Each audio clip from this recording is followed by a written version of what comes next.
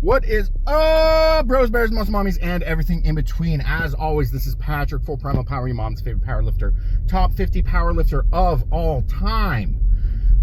So, wow, that was a voice crack. There are legendary feats of strength that never end up on a powerlifting platform, right? Like Dan Bell's 1,003 squat for 2. Andrei Malanichev's 900-pound squat for 3. And a handful of other things, like Julius Maddox's 806 bench press, which is kind of sad because he busted his nut with the 800, not on a platform. But he can do it. You just got to do it on a platform. Anyways, today y'all are about to see something pretty incredible, right? I am indeed tooting my own horn. I've got a fantastic, exciting squat day scheduled, programmed for today. What do we have? We've got, oh no, my water just fell over. We've got 855 pounds for 2 as a warm-up. And then 885 pounds for 2 as my top set. And then we've got back downs at 805, 2 by 1. All of these are comp regulation. All of these are wrapped. All of these are, well, the 805s aren't PRs. But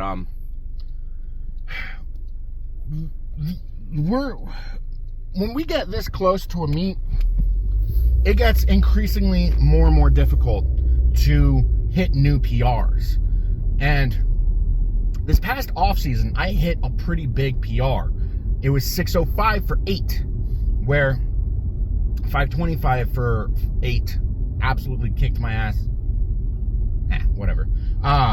Before, and then we worked up to the 605. So we've gained a lot of poundage and volume capacity to dive board ourselves off into some pretty big PRs this on season, peaking block, preparatory season, game season, game time, boys.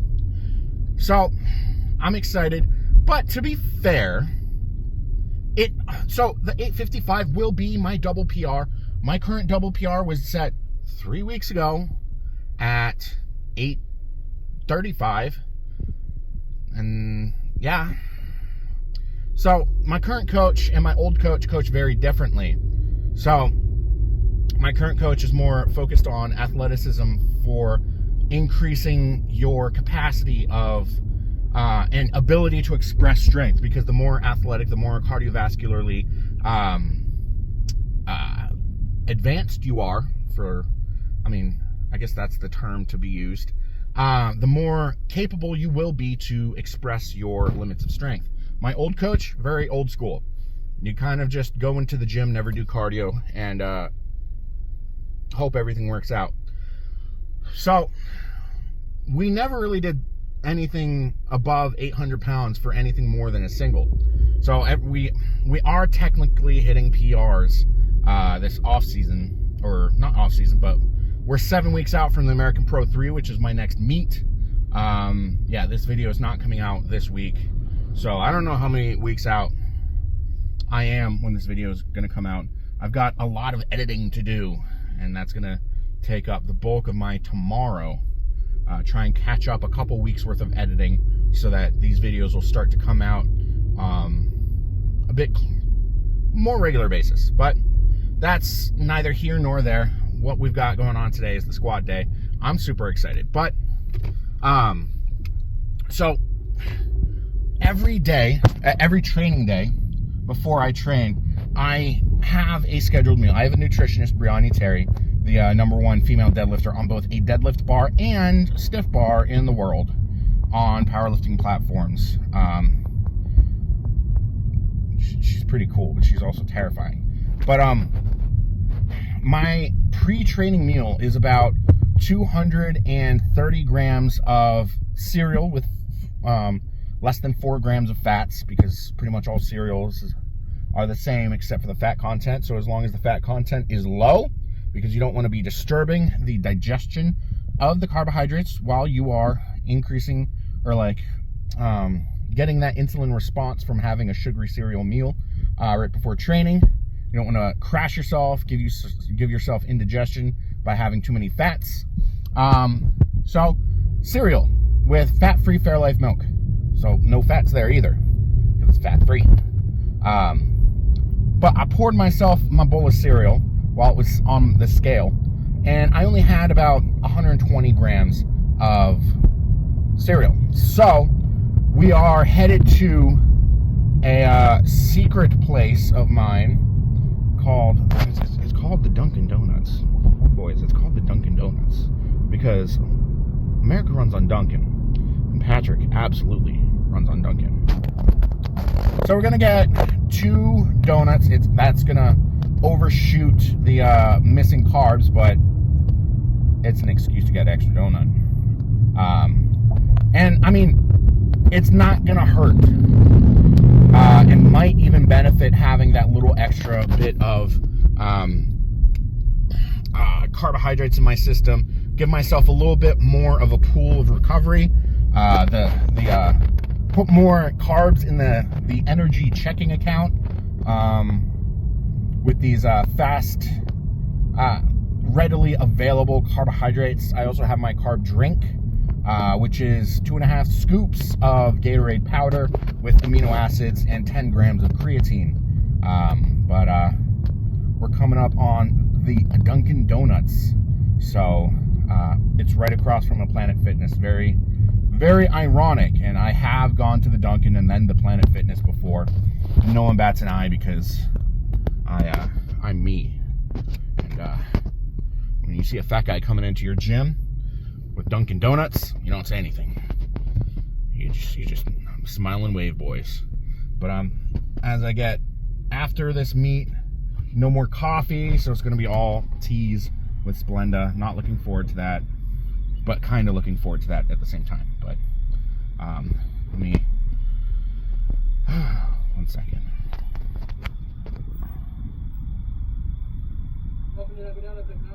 Hi, could I get 2 glazed sticks, please?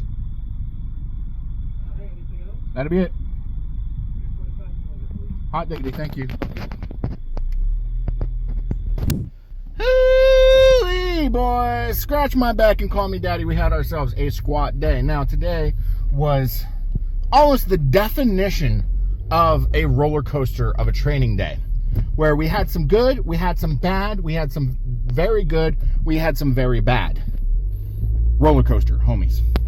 So, today's training day started off with our priming work, which it was neuroconnective work, where we did straight arm lat prayers with straight weight, supersetted with roller coasters, single leg roller coasters. You basically, you get in your squat shoes, whatever you squat in, and you do like you bend at the knee a little bit and you hinge down and you rock a weight back and forth and you try to not fall over while you're on one foot. It helps with the neural connection of centering yourself, or being well connected with your balance and all the stabilizers in your body that require you to place the center of mass on the correct position of your foot. It's good for that.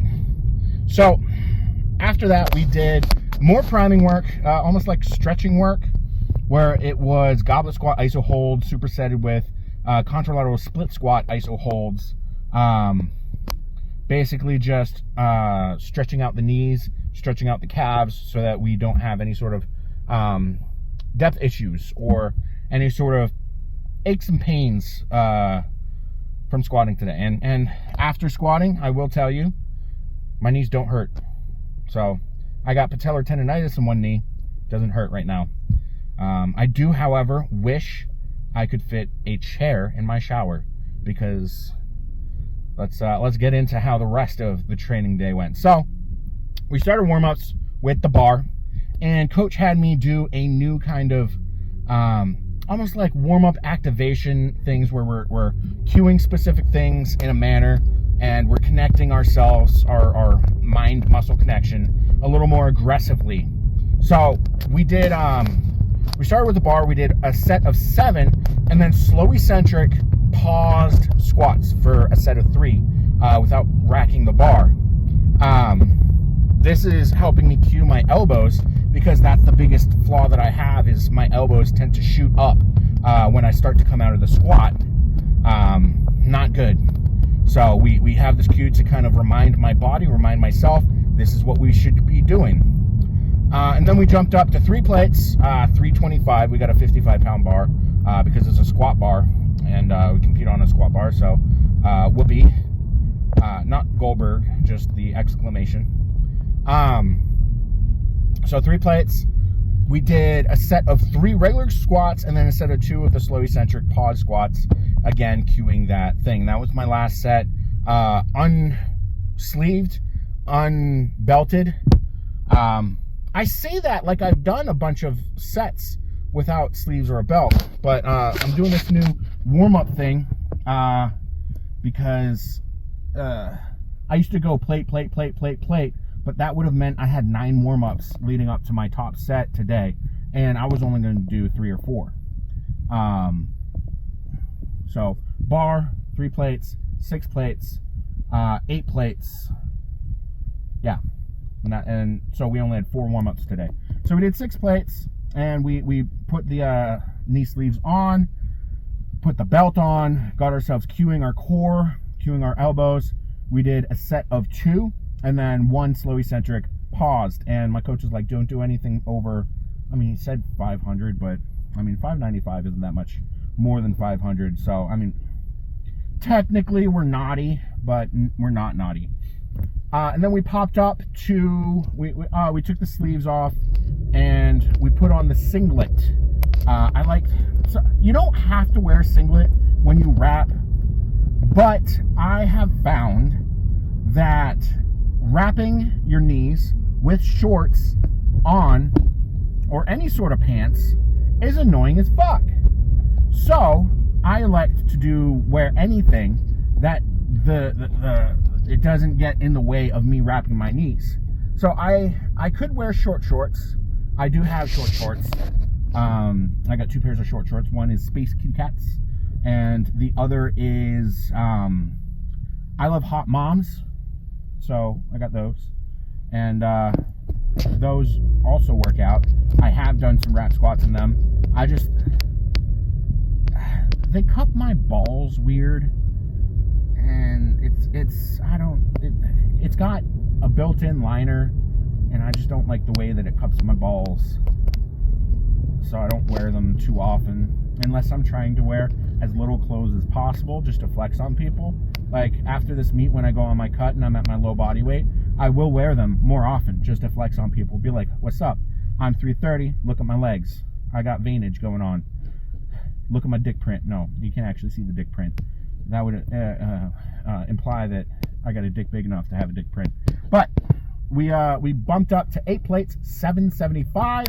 I didn't actually know it was on the bar. I was like, probably not do a 3-plate jump. Probably just a 2-plate jump. We're at the point where it's significant weight on the bar, so we should probably respect the weight a little bit more. Do 2-plate jumps rather than 3-plate jumps. So we jumped up 2 plates, 775. I wanted to be around 755, so 775, not too far off from that, and it was perfectly where we wanted to be. And that was our last warm-up set of 2. First wrap set. I self-wrap myself, and for those of you out there who don't squat in wraps, self-wrapping is a flex because it sucks donkey balls to self-wrap. And those of you out there who have a homie who has asked you to wrap them, you know how much it sucks to wrap someone. So I always feel like I'm a burden on people whenever I ask them to wrap me. So I wrap myself in training, but I allow myself to be a little bit of a prima donna on meet day.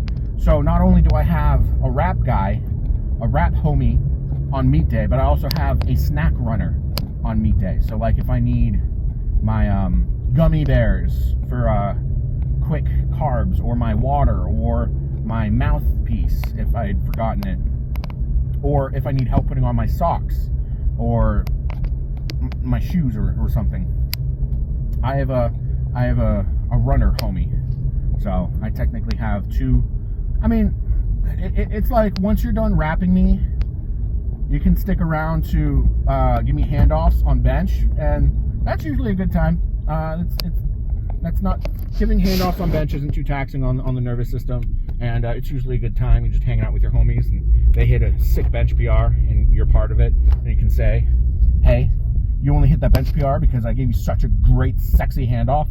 And so you can put that in your Insta bio, that their PR was because you gave a good handoff. You give the best hand jobs this side of Hampton, you know? Yeah.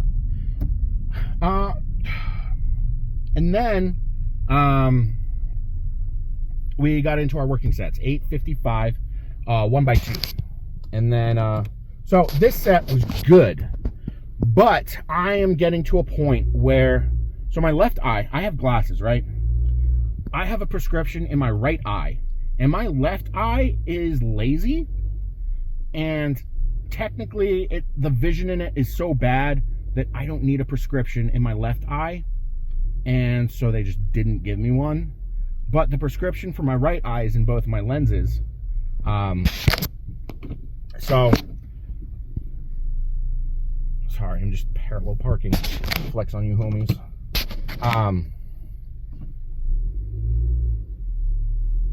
There we go. So my prescription for my right eye gives me enough of my left eye that I'm able to actually see with both my eyes. The optometrist said that my vision in my left eye is so bad that my brain just ignores it. And I was like, oh, that explains a lot. But it's also lazy, which is a genetic disorder. I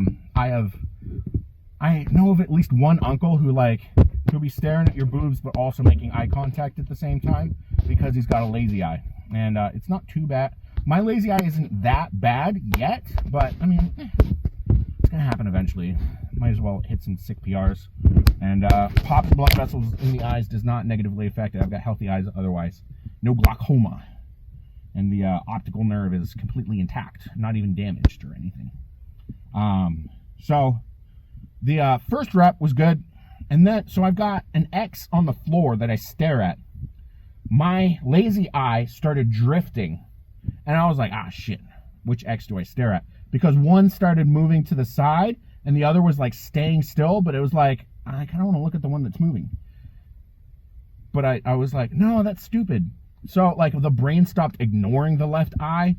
So I had to like zone in, focus in on the central X. So I'm going to start squatting with an eye patch, especially when I start doing rep work, heavy rep work, because like the 755 for 5 that I did a couple weeks ago, was it 725, 755? I don't remember. And then today is basically showing the detriment of my lazy eye. This eye is lazy. Like if this glass lens gets dirty, I don't even notice. Buddy loves making it dirty. The glasses. So I kind of want to get an eye patch to help me train. I wonder if Printify will let me design an eye patch that I can. So if I get a fuck dots eye patch, that'd be sick. And I'd be like the fucking pirate or the Viking King on the platform. Except I'm not gay. All the homies who are Vikings in their Instagram, no, you're gay. So anyways, first rep good, second rep was struggling with the settling of the bar. So I hate explaining this because it feels very like I'm talking down on people, but when you get to a certain point in squats, or like if you deadlift heavy enough, a lot of you guys deadlift a lot, especially with the kabuki bar, like bar whip is a thing. Now with deadlifts, it's you get, if you're a sumo deadlifter, the more bar whip there is on the bar, the easier it is to get in position because you're able to wedge into it without the plates coming up off the ground, and you get in a better starting position. But you have to be careful when you deadlift really fast with a really whippy bar with a lot of weight on it, it can oscillate you out of position. You fall out of position, you miss a deadlift. So it's like you lock out, but you get, you have no balance front to back. You're basically just balanced side to side, and if anything pulls you in either direction in a significant amount, you're going to get pulled out of position. Those are for sumo deadlifters. Conventional deadlifters, not as much, but that whip is a detriment. Conventional deadlifters are better on power bars, stiff bars, because that whip pulls you out of position, because you want as much, the pop off the floor, the speed off the floor is the most important part for a conventional deadlifter. And a super whippy bar like the kabuki bar, you're going to deadlift less because of that. But the whip, not that detrimental. But that being said, when you put enough weight on a squat bar, a 55-pound squat bar, usually around 700 or 800 pounds, it starts to frown significantly. And when you pick it up off the rack, it bounces. When you squat it for reps, you get to the top of the first rep, it bounces. And you've got to wait for it to settle.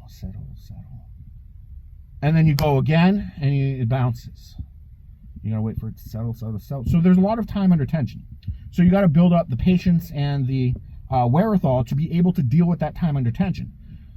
Once I recognize that the settling is going down, I get comfortable under the bar. And I'm like, okay, I can stand here forever. I should probably squat then. So that was good. And then we popped up to 885. And I've been rambling for 14 minutes at this point. And the videos are probably done. Hi, this is my face. So 885, 1 by 2. So the first rep, absolute banger of a rep. If you don't look at my pants, I have never shit myself more than in that squat. Like, you know, when you're, I've been working in the kindergarten and preschool, and sometimes you can see a lump in the back of a child's pants, and you're like, fuck, they shitted themselves. I felt like I had a massive fucking lump in the back of my pants, and I'm wearing a skin tight singlet. Fuck, I shitted myself on the first rep, and I sat there and I was like, do I really want to take a second rep? Are you a fucking pussy? No, squatted it. But still in the back of my mind, my brain was like, you shitted yourself. You shitted yourself. Your pants, you got some shit, a massive shit in your pants. And I felt it squish and squish and squish. And I forgot my elbow cues. So the second rep of that 885 was ugly as fuck. If I didn't shit my pants on the first rep, it probably would have been better. I would have been able to hold on to my elbow cues. But my brain, instead of going elbows down, hold the elbows, it was going, I pooped my pants. I pooped my pants. My pants are pooped. This is uncomfortable. So, and then, even worse, the homies put their heads near my hips to help me get onto my wraps. And I was like, I feel so bad for you right now. I need to warn you somehow. I never shit myself more than I ever did during this squat. And they're like, I didn't either. I was shitting my pants too. That was an 885-pound squat for a 2. Goddamn. So I waddled. No. I took my shoes off. You know, it's bad when you know to take your shoes off before you go to the bathroom. It was a good decision. I took care of business, and I forgot to bring my regular pants in with me, because I was like, oh, if it's not too bad, I'll just put my singlet back on. I determined that was not a good decision. So I opened the bathroom door. I'm completely pantless. And I'm hiding around the door. But the door faces a wall. And I'm like, homies, please, someone please. The one girl in the gym goes, oh, do you need something? And I'm like, fuck, I'm pantless right now. Hey, can you grab my pants for me, please? And then her fiance comes over, like, what do you need, Pat? And I'm like, I just need my pants. And he was like, I got you. So at least they weren't mad. I did not show anyone my penis. No one saw my penis. I was hiding behind the door, but I got my pants, and I immediately picked up my underpants, went directly outside, do not pass go, do not collect 200, and threw my underpants away. And then I came back in, and I was like, all right, I'm nervous for this next squat. I'm commando. I don't have a plan C. I don't want my dick to fall out, because that wouldn't be cool. But also, if I shit myself again, it's just going on the floor. I don't have filters. I'm going commando. And they were like, hey, you shit yourself a lot. You probably don't have anything left in the chamber. And I was like, I got IBS, homie. There's always something in the chamber. So I set my tripod up. I set the bar up, 805 on the bar. I got my hands chalked. Oh, I forgot to mention, right before the 885, I puked. So that was a thing too. So we go to back downs, right? And the videos have already gone. You saw that those didn't happen. I start to wrap my knees. I wrap my knees. I wrap my right knee. I'm good. Tie it off real good. I wrap my left knee at the top. My lower left ab cramps. 20 minutes straight. The homies were like, did you just herniate something? I'm like, no, it's an ab cramping. They're like, we thought you died. We thought you were having a stroke. I'm like, nah, it was cramping. Because it took so long for me to take care of business, I got cold. And when I did a max effort knee wrapping, I cramped up. I lost a lot of liquids. So this is gallon number 2 of the day. I got a drug test tomorrow. They said do not be too overhydrated. You're not going to be overhydrated now. Almost guaranteed. But I started cramping 20 minutes. 20 whole minutes where I was in a chair. I could not sit up from a chair. I was on 2 chair legs. You know how many kids I yelled at today? Because I was in the middle school today. I was like, hey, 4 feet on the ground. Today I had 2 feet on the ground, my 2 feet, and the chair's 2 feet. That's not 4 feet. That doesn't count as 4 feet. But I could not move. Otherwise, my abs started cramping again. Not fantastical. 10 out of 10 would rather masturbate with sandpaper. So while I'm writhing in pain, the gym homies go, you are cut off from any further squats today. And they strip my bar. And I'm like, no. Yeah, you guys are right. No, but yeah, you're right. I'm dying. Yeah, you guys are right. So they stripped my bar. Appreciate the homies. Lots and lots. Because that would have been awful to do with the soreness from cramping for 20 fucking minutes. And I sent the videos to my coach. He was like, that's completely fine. That's completely fine. We got the stimulus you wanted. Really, actually, really fantastic day. Sometimes, so he has programmed where he knows I'm going to fail something, but I don't know I'm supposed to fail something before.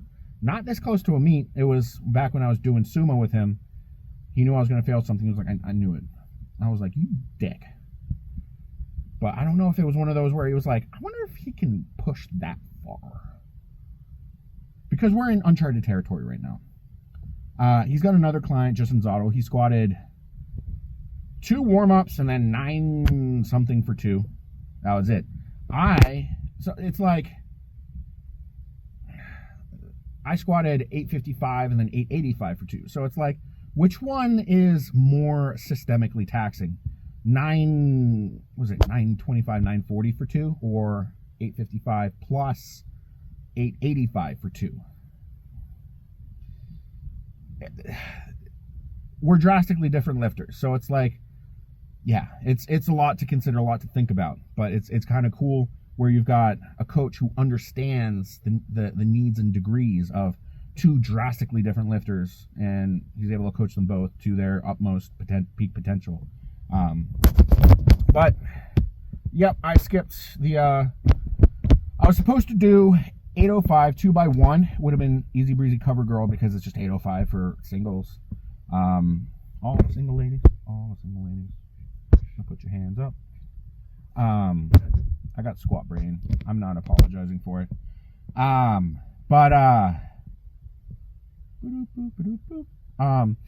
We were supposed to do contralateral split squats and then abs. And coach was like, I'm driving home. I was like, all right, drive safe. I sent him a voice message. I was like, drive safe. No texting while driving. I'm not fucking doing the abs today. He was like, absolutely not. Like, do not do the abs today. I was like, I wasn't gonna. Except we worded it differently. I was like, I don't want to because I cramped. It was like smart. But we did the contralateral split squats. It basically de-rusts the knees, gives you a little bit of therapeutic prehab going on after you got a heavy squat day. But I'm finally home. I don't really have much for dinner. I'm probably gonna have a 150 gram protein shake and some crumpets with jelly and flaky salt. Yeah, that'll cover everything except my carbohydrate needs for the day. I'll cover my protein needs for the day. Oh, but I had the extra donut today. So I mean, we're pretty close to on point. But I wish I had a chair in my shower because you never feel more sore than like the 2 or 3 hours after a leg day. Yeah, because I also want to shower based on my experience with that 885 squat for 2. Just saying, just for 2. 885 for 2. Just 15 pounds under 900 for 2. It was a squat for 2. 80-pound PR, by the way. But yeah, so I'm gonna go inside and I'm gonna eat. I'm gonna hug Buddy. I'm gonna get Buddy hugs. I'm gonna say hi to Buddy. He's gonna give me hugs. He's gonna zoom me because he gets super excited when I get home that he can't behave anymore. But yeah. Anyways, that was my squat day. I hope you guys enjoyed it. I hope you guys enjoyed ADHD Patrick, Squat Brain Patrick. And tell your mom I said hi. I forgot what her boobs look like, so have her send me some nudes. Yeah. Anyways, patty up.